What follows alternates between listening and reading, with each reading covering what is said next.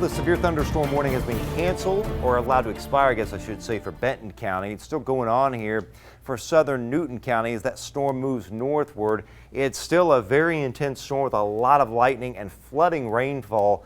The good thing is that it doesn't really have a really intense wind core on it anymore. This had a what we call a downburst. What a downburst is, it's core wind in the storm that comes out, hits the ground, fans outward. And you can get a lot of damage from downbursts. And even though we don't really see that strong wind core in the storm right now, this looks a little bit sloppy on radar. It is still racing to the northeast, and it's going to be kind of leaving our viewing area pretty soon. Right here's the Kankakee River, so it's going to be in Wheatfield here in just about 5 minutes as it races in that general direction. Now there's another storm off to the southwest moving back into Kentland. This is only going to enhance the rainfall because we had 2 to 3 inch per hour rainfall rates. So watch for flash flooding in southern Newton, but also northwestern Benton County. And I want to show you something interesting because this was the wind data that we were seeing in the storm. Right here is, this is as a meteorologist, this is a classic downburst. Right there is your ball of wind in the storm, and then watch the bowling ball of wind drop out of it. You're going to see pinks and bright greens on here. Right there it is. At this point, it is in the storm and coming out. So we're seeing reds blowing this way, greens blowing that way. So the wind is coming out.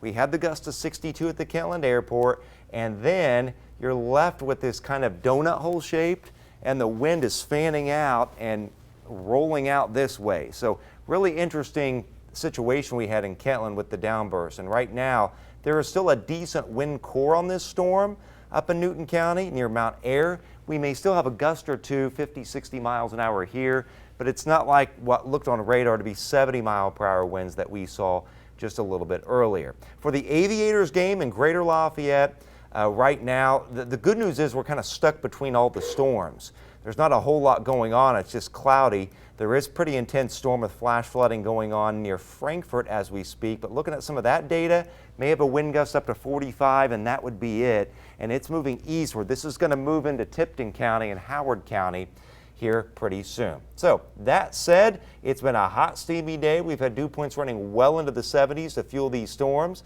From here on out through the evening, we're looking at the risk of an isolated severe storm up to about 8 o'clock, as any storm that forms down here will move right into the viewing area. And then tomorrow, the severe weather risk will actually begin to decrease, and it will be humid with temperatures running in the mid-80s, and certainly no severe weather risk on Thursday either, with temperatures running in the mid-80s as well. Then we look to the weekend and things really start to improve with time. The normal high is 84 for the time of year, still running above normal. However, tomorrow's still going to be an 86-degree day.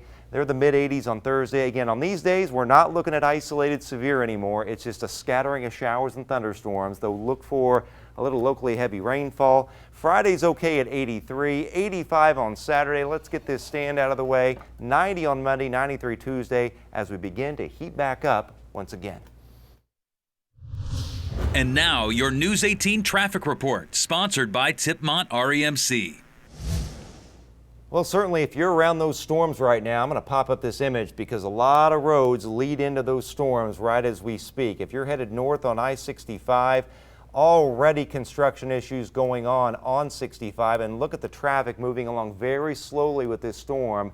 A lot of orange and yellows because one, you've got some construction here, and then you just have the blinding rainfall as well. And another area where traffic has been slowed down is right here in Clinton County, right around Frankfort.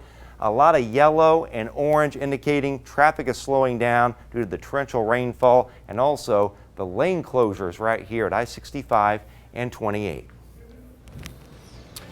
All right, Chad, thank you very much. Well, the COVID-19 pandemic is leading to a large number of fraud attempts this year. Find out which ones make the list of top scams coming up after the break. President Biden in Wisconsin, doubling down on a bipartisan infrastructure deal. I'm Skyler Henry with more on his trip as lawmakers continue to flesh out the details of the bill.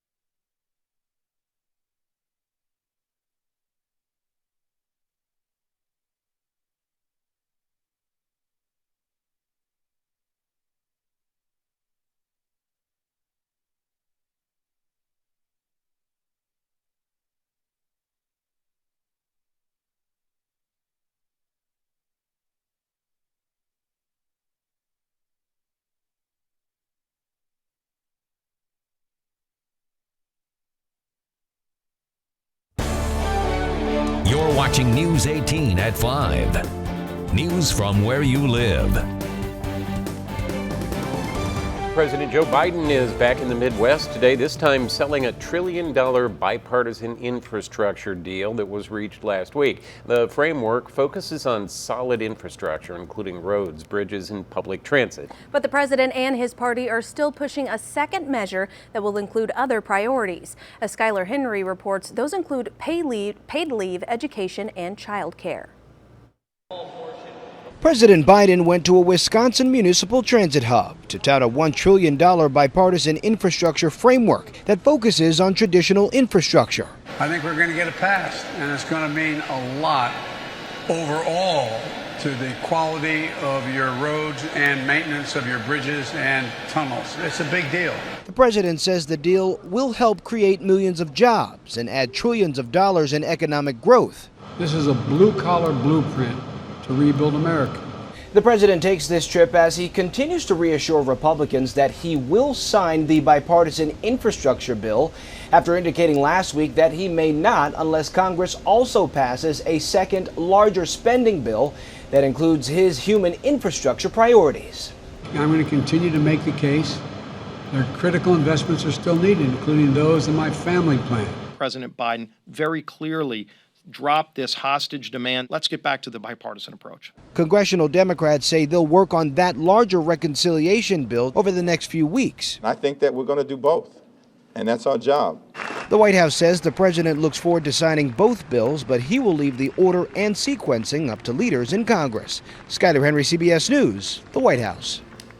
The White House press secretary says administration officials are meeting today with House progressives and moderates, as well as some Republicans, to discuss infrastructure.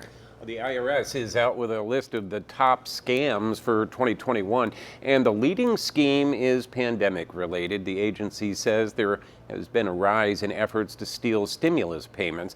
It also warns taxpayers to delete any suspicious text messages or emails inquiring about bank account information. The IRS says be wary of suspicious phone calls as well. And mailbox theft is another scheme high on the list this year, followed by fraudulent unemployment claims. Coming up after the break, Precision 18 Chief Meteorologist Chad Evans will be back with one final check of the forecast. When and if you could expect some isolated storms, coming up after the break.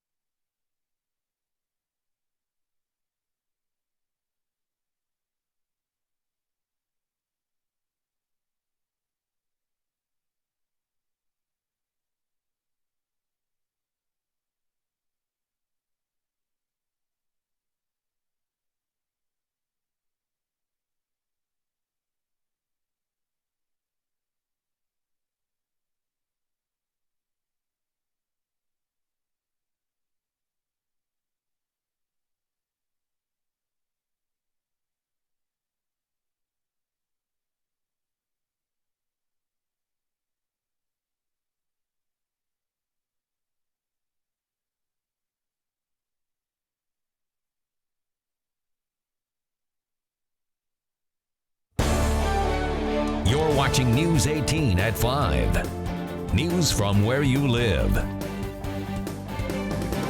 Storms are weakening over the area right now. If you look here, these storms that produce the downburst, the really intense wind gust around Kentland and Earl Park, that is moving away. Still lightning and storms up here, but that's beginning to weaken. You're much better in Benton County, though. Here's the thing, watch for some flash flooding because we've had some heavy rain in the past hour there, good 2 to 3 inches, and also storms weakening over eastern Clinton County. Those are moving eastward. As for the rest of the viewing area, if you look to the southwest, we've got a few cells bubbling up here. We'll watch those for the evening. Risk of an isolated severe storm until 8. All right, Chad, thank you very much. We'll catch up with you at 6 o'clock. Thank you for joining us this afternoon. We'll be right back at 6 with the latest. Until then, head to WLFI.com. We'll see you in about a half an hour.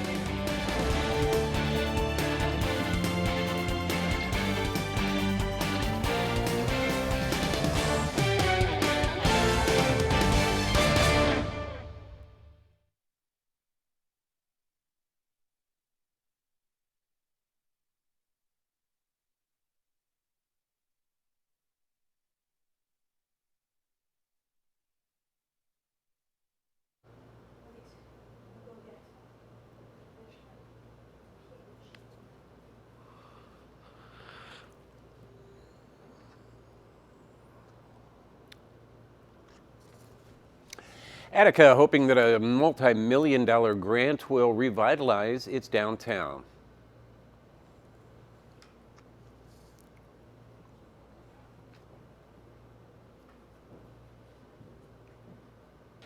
The Wabash Township Board holds yet another emergency meeting as a judge makes a ruling on their court case.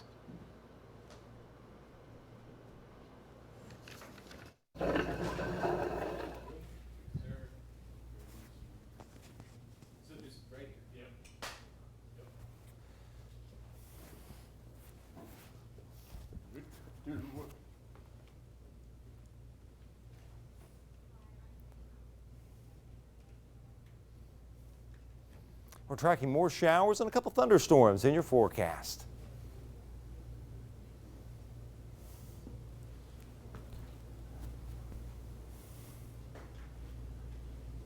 We're tracking a few more showers and storms in the forecast and a little bit of heat relief just in time for the weekend. We'll have the July 4th forecast. That's coming up tonight.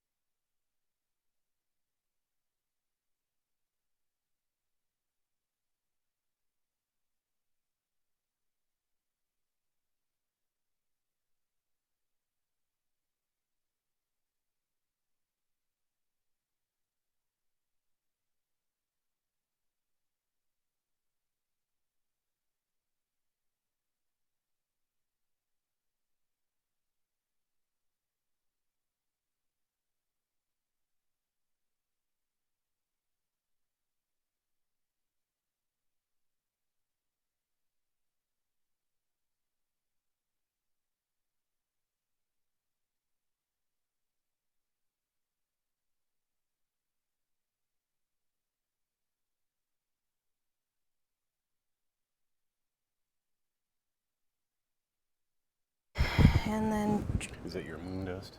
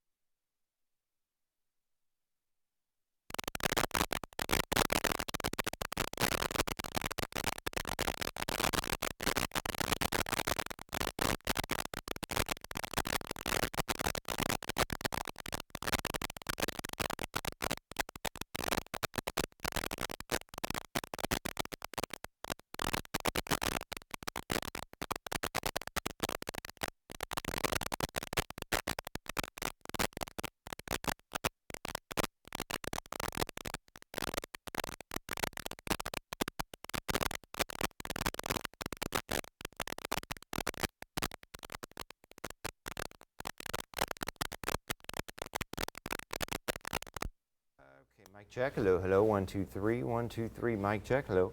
Mic check. Thank you.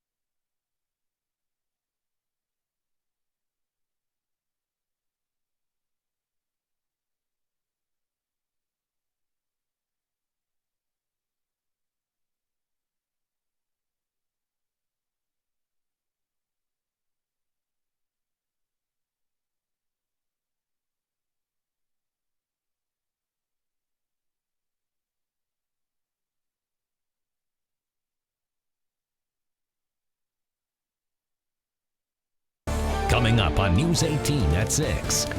Precision 18 Chief Meteorologist Chad Evans is tracking more storms in the forecast. What to expect for tonight and tomorrow next on News 18 at 6.